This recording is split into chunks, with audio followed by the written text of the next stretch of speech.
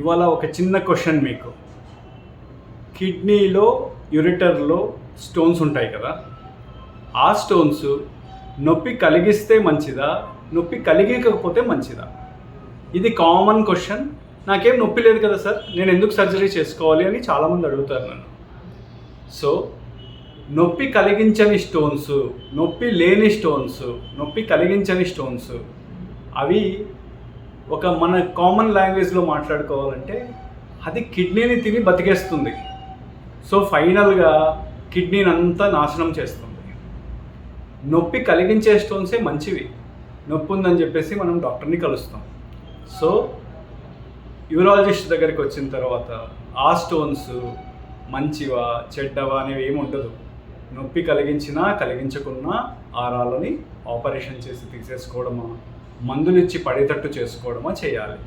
Okay, నొప్పి లేదని చెప్పేసి స్టోన్స్ని అజాగ్రత్త చెయ్యొద్దు. వచ్చేది సమ్మర్, చాలా హీట్ ఉంది. వాటర్ బాగా తాగండి, బాగా హైడ్రేట్ అవ్వండి. వాటర్ మెలన్స్, మస్క్ మెలన్స్ అంటే కరబూజా పండు, కలంగర పండు బాగా తినండి. వాటర్ బాగా తాగండి, వీలైతే కోకోనట్స్ తాగండి, మజ్జిగ తాగండి. ఎనీథింగ్ మోడరేట్ కూల్ ఉన్నవి తీసుకొని హెల్తీగా ఉండండి.